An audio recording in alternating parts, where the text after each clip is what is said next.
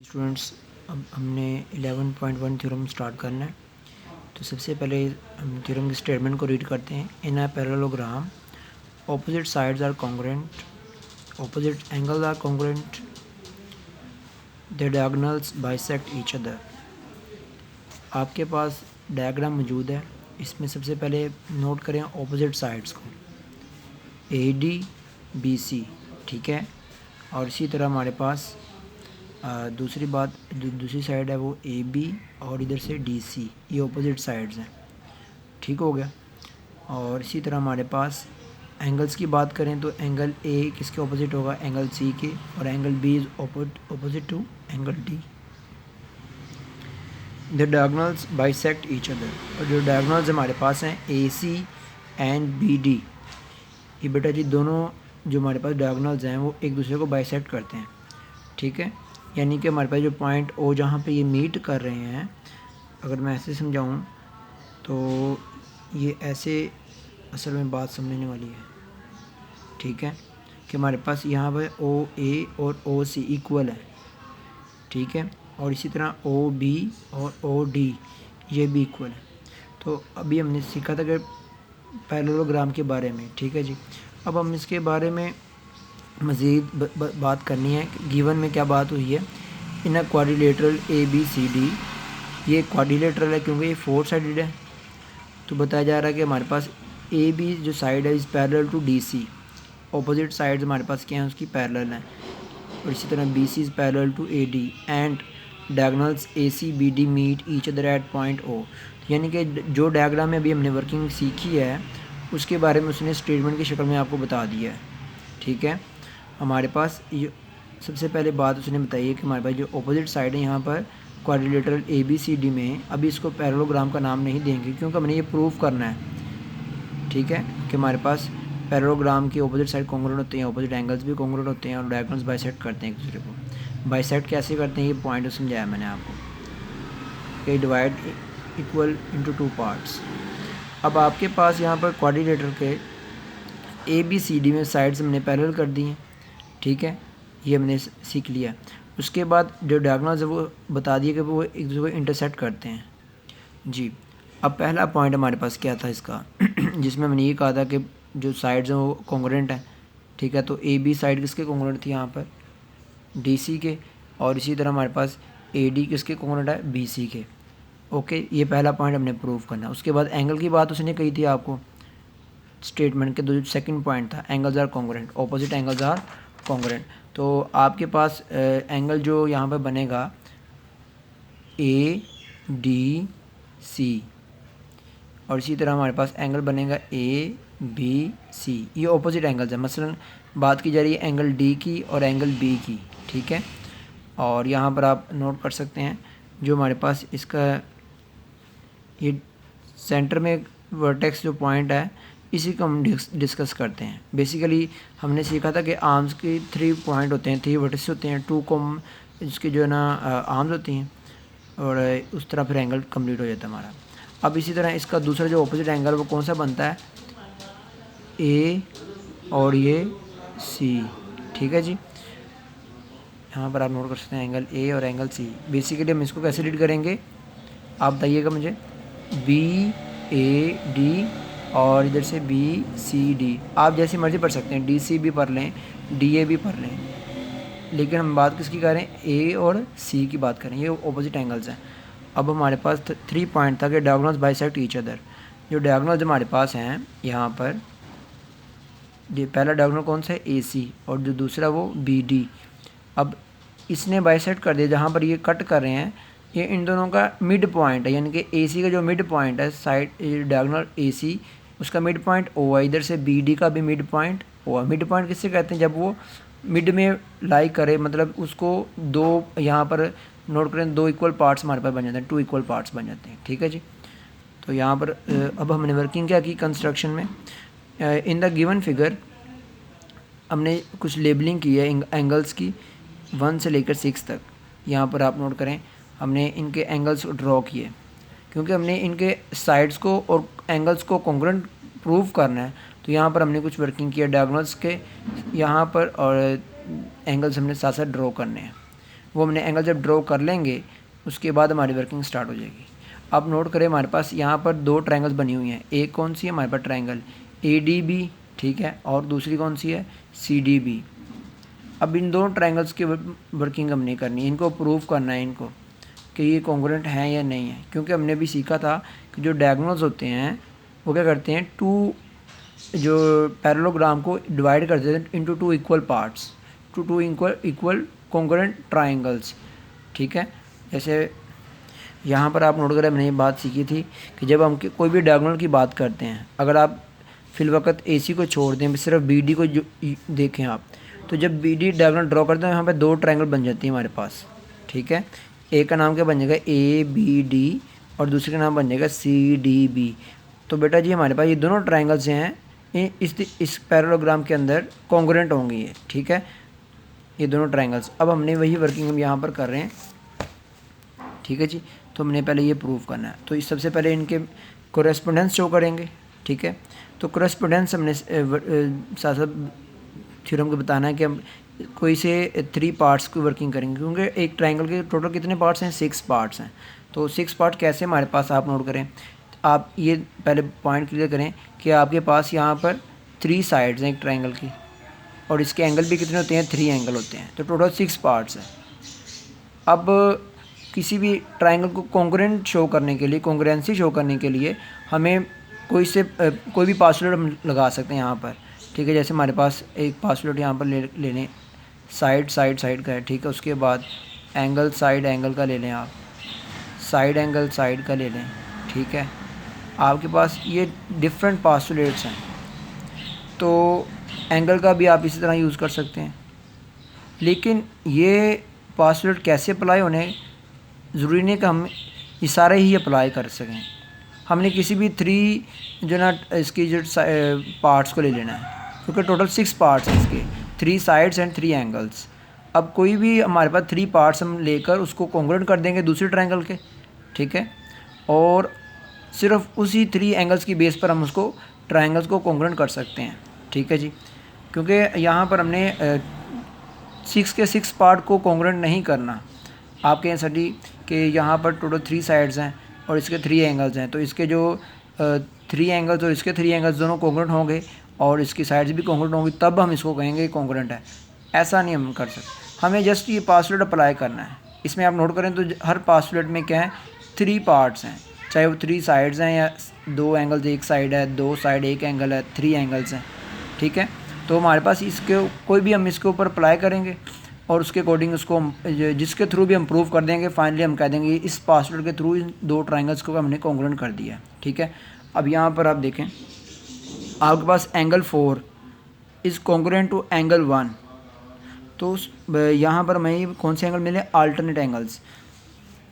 तो यहाँ पर आप नोट करें, एंगल 1 और एंगल 4 ये अल्टरनेट है, ठीक है, जैसे मैंने अभी पीछे सीखा था। और एंगल 3 किसके अल्टरनेट होगा, एंगल 2 के, ठीक है।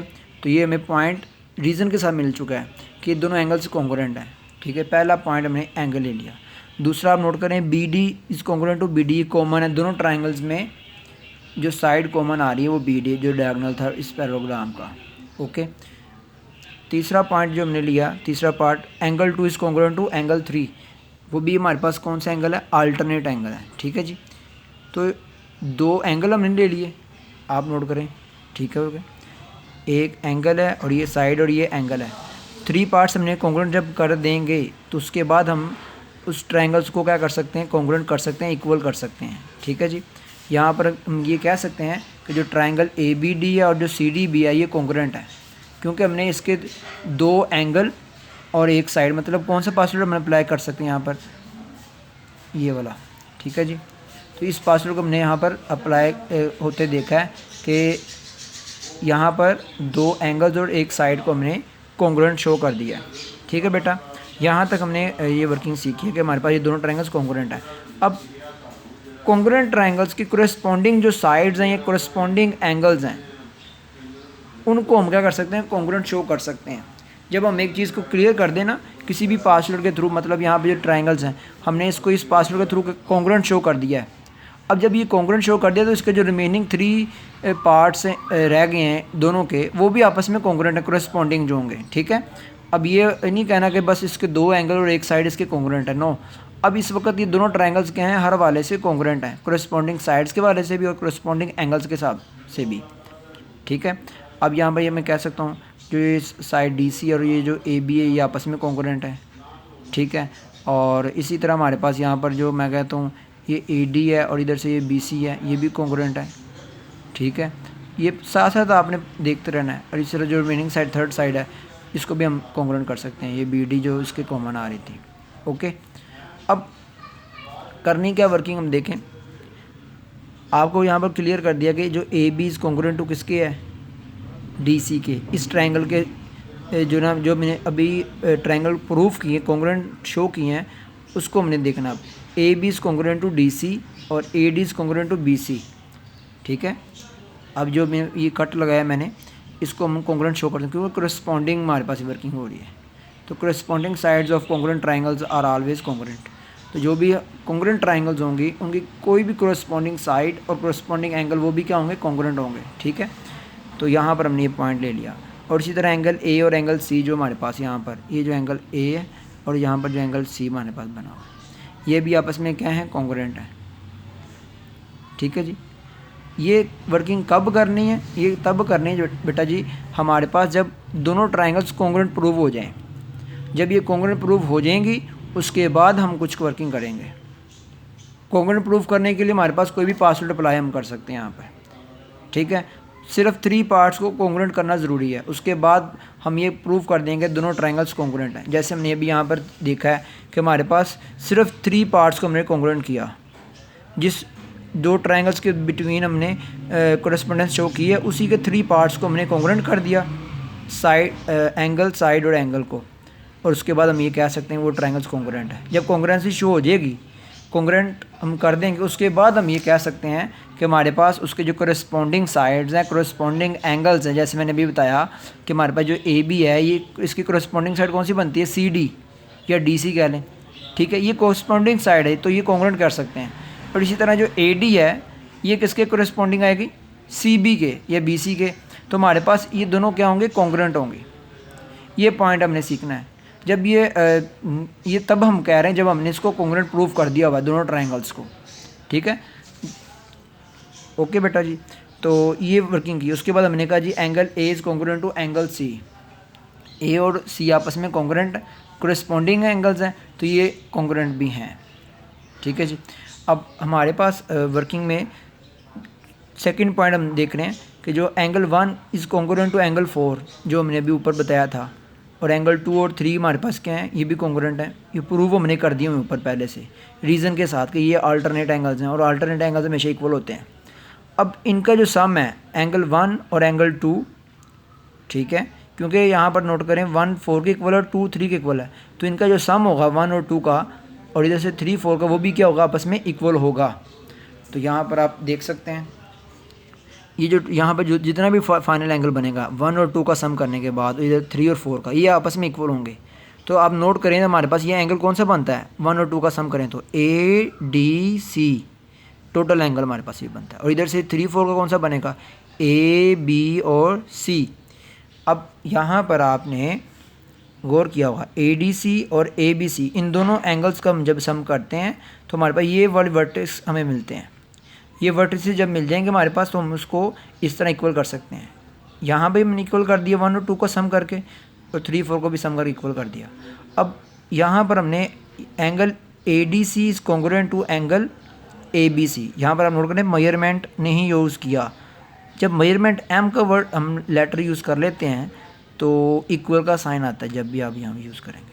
यहाँ पर नोट करें यहाँ पर मेजर एंगल नहीं लिखा हुआ, मेजर नहीं लिखा हुआ तो इसका मतलब कॉन्ग्रुएंट सिंबल है। जब मेजर के वर्ड यूज़ होंगे तो इक्वलिटी यूज़ करते हैं हम, ये पॉइंट छोटा सा है, ठीक है जी।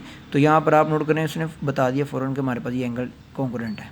जब इक्वल हो गए तो कॉन्ग्रुएंट भी हम कहेंगे, जो चीज़ कॉन्ग्रुएंट है वो इक्वल भी है और जो इक्वल है वो कॉन्ग्रुएंट भी है।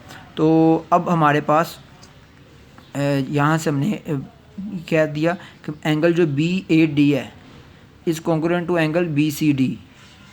कैसे देखें, यहाँ पर हमने बताया था angle A is congruent to angle C. जब हमने उन ट्रायंगल्स को कॉन्ग्रुएंट कर दिया था तो हमने यहाँ पर ए और सी को कॉन्ग्रुएंट किया। अब बेसिकली हमारे पास यहाँ पर उसने पूरा कंप्लीट एंगल शो किया हुआ है ए को और उधर से सी को। कैसे देख लें आप, यहाँ पर इसकी बात कर रहा था वो एंगल ए की, ये इस कॉन्ग्रुएंट किसके है, एंगल सी के। ये हमने प्रूव किया था जब हमने इन ट्रायंगल्स को कॉन्ग्रुएंट शो कर दिया था। आप नोट करें कि हालांकि ये है तो ऑपोजिट, हमने पीछे सीखा था कि एक पैरेललोग्राम के ऑपोजिट एंगल्स कॉन्ग्रुएंट होते हैं, लेकिन हम इस तरह वर्किंग नहीं कर सकते कि ऑपोजिट एंगल तो ये कॉन्ग्रुएंट होंगे। नो, हम इस तरह कॉन्ग्रुएंसी के थ्रू हम उसको प्रूव करते हैं, ठीक है, फिर हम उसकी वर्किंग कर सकते हैं। अब यहाँ पर असल में जो एंगल ए है वो किस तरह बनता है, पूरा एंगल बनता है ये, क्योंकि एक एंगल की 2 आर्म्स है हमारे पास, तो ये डी से स्टार्ट हो रहा है ए तक और इस तरह बी तक, तो टोटल एंगल कितना बन जाता है, डी ए बी कह लें या बी ए डी कह लें। और इसी तरह सी एंगल कौन सा बनेगा, डी सी बी या बी सी डी। तो इस तरह ये ऑपोजिट एंगल क्या हो जाएंगे, हमारे कॉन्ग्रुएंट हैं, इक्वल हैं, जो हमने पहले प्रूव कर दिया हुआ है। यहाँ पर आप नोट कर सकते हैं ए और सी को हमने प्रूव किया हुआ है, ठीक है जी। अब यहाँ पर हमने जो ट्राइंगल हमारे पास, क्योंकि हमने डायगोनल्स को भी हमने साथ साथ चेक करना है। In triangle B O C in corresponds to triangle D O A. पहले हम इससे एक काम करते हैं कि अभी तक हमने कितनी चीज़ों को प्रूव कर चुके हैं, ठीक है। एंगल इसका जो पॉइंट 1 और पॉइंट 2 में देखें तो हमने यहाँ तक प्रूव कर लिया हुआ है। जो अब हम वर्किंग करने लगे थे बी ओ सी और ये डी ओ ए ट्राइंगल के बारे में, ये भी हम बाद में प्रूव करते हैं। तो नोट करें, पहला पॉइंट था A B is congruent to D C और A D is congruent to B C. तो अब यहाँ पर नोट करें, हमने ये प्रूव कर दिया। जब ट्राइंगल्स हमने कॉन्ग्रुएंट कर दी थी तो हमारे पास ये पहला जो पॉइंट है ये हमने प्रूव कर दिया हुआ था, आप नोट करें, ठीक है जी। अब इसी तरह जब आपके बाद फर्दर वर्किंग की हमने एंगल्स के बारे में सम किया था उनका, और यहाँ से हमने ये निकाल दी थी बात कि ये एंगल्स भी आपस में कॉन्ग्रुएंट हैं, ठीक है। तो ये हमारा सेकंड पॉइंट बन गया था। यहाँ पर हम नोट करें, हमने 2 पॉइंट क्लियर कर चुके हैं। अब थर्ड पॉइंट में आ जाए हमारे पास। थर्ड पॉइंट क्या है, ओ ए जो डायगोनल्स हैं, जो डायगोनल्स बाइसेक्ट किए थे उसको हमने प्रूव करना है कि वो बाइसेक्ट किए हैं उन्होंने आपस में। तो अब इसकी वर्किंग के लिए हमारे पास जो ट्रायंगल में बनाई हैं वो कौन कौन सी हैं, B O C D O A, B O C D O A. अब यहाँ पर आपकी आसानी के लिए डायग्राम बनाई है। तो यहाँ पर हमें जो चीज़ें को पता है ना कि ये कॉन्ग्रुएंट हैं, वो हम पहले डिस्कस करते हैं। तो आपके पास सबसे पहले हमें पता है कि B C is congruent to A D. अभी हमने बताया था बी सी और ए डी आपस में कॉन्ग्रुएंट है। यहाँ पर नोट करें, बी सी और ये ए डी, इसका यहाँ पर मैं शो करते हैं, यहाँ पर ये कॉन्ग्रुएंट आपस में, ठीक है जी। ये हमने प्रूव किया हुआ पॉइंट, पहले पॉइंट में, ठीक है जी। यहाँ पर सामने लिख दिया प्रूव इन पॉइंट 1। इसी तरह फिर एंगल जो 5 है इस कॉन्ग्रुएंट टू एंगल 6। ये क्यों है, क्योंकि ये वर्टिकल एंगल्स हैं। ये हमारे पास कौन से हैं, वर्टिकली ऑपोजिट एंगल्स, ओके। तो ये वर्टिकली ऑपोजिट एंगल्स हमारे पास 5 और 6 हैं, ये इक्वल हैं, ठीक है जी। आपके पास सेकंड पॉइंट हो गया। उसके बाद हमारे पास एंगल 3 और 2 भी यहाँ पे बन रहा था।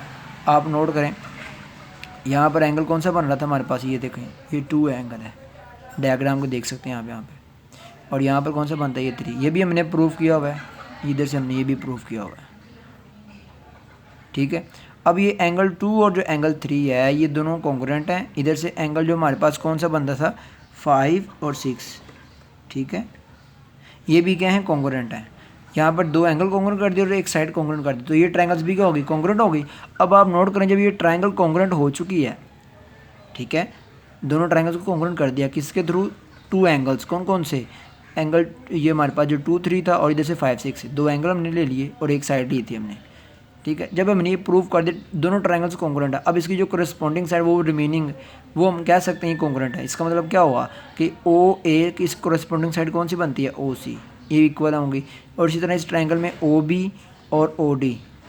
तो गौर से देखें, अगर डायग्राम को हम इस पैरेललोग्राम के अंदर चेक करें तो हमारे पास इस पैरेललोग्राम की ये डायगोनल्स है असल में, जो ए सी है और जो बी डी है। अब ए सी और जो बी डी है दोनों डायगोनल्स हैं, ये मैंने प्रूव कर दिया यहाँ पर कि ओ ए इज इक्वल टू ओ सी। क्यों प्रूव किया, क्योंकि मैंने ये प्रूव कर दिया है कि हमारे पास ये दोनों ट्रायंगल्स क्या हैं, कॉन्ग्रुएंट हैं, ठीक है। जब ये कॉन्ग्रुएंट हैं तो इसके जो करस्पॉन्डिंग साइड वो भी कॉन्ग्रुएंट होगी, तो ओ ए ओ सी के और ओ बी ओ डी के कॉन्ग्रुएंट होगी। तो यहाँ पर असल में ये हमारे डायगोनल्स हैं, ओ ए सी और ये बी डी, फाइनली हमारे पास ये मैंने प्रूव कर दिया जब ट्रायंगल है तो ये एंगल साइड पास्टुलेट अप्लाई किया। आप नोट कर सकते हैं ये एंगल और ये साइड। ओके, ये इशू नहीं है कि आप साइड पहले कर दें एंगल बाद में दरमियान में रख लें, एंगल साइड एंगल कर दें या साइड एंगल कर दें। बात वही है कि हमारे पास 2 एंगल और 1 साइड है। फाइनली हम इस तरह कह सकते हैं जब ये ट्रायंगल्स कॉन्ग्रुएंट होगी कि corresponding sides of congruent triangles OC is congruent to OA और OB is congruent to OD। यहाँ पर हमने जो बात सीखी थी, ठीक है। अब फाइनली हमारे पास इसका कोरोलरी क्या निकली है, मैंने each diagonal of a parallelogram bisects it into 2 congruent triangles. कि हमारे पास जब भी कोई एक इसका डायगोनल ड्रा करते हैं, बेसिकली 2 ट्रायंगल इसके डायगोनल बनते हैं, AC और ये BD। अगर AC की बात करें तो तब भी हमारे पास 2 ट्रायंगल्स बनेंगे, वो कॉन्ग्रुएंट होंगी। और जो BD की बात करेंगे तो ये वाली ट्रायंगल और दूसरी ये वाली, दोनों ट्रायंगल्स होंगे कॉन्ग्रुएंट होंगी। इस तरह हमारे पास ये थ्योरम कंप्लीट हो जाता है हमारा। इसको बार बार कीजिएगा समझ कर, ठीक है, तो फिर आपको ये क्लियर हो जाएगा। इस तरह थ्योरम्स बेसिकली टाइम तो लेते हैं समझने में, फिर ही समझ आती है। तो कुछ जो डिफ़िकल्ट होती है उसको टाइम देना पड़ता है। शुक्रिया, अल्लाह हाफिज़।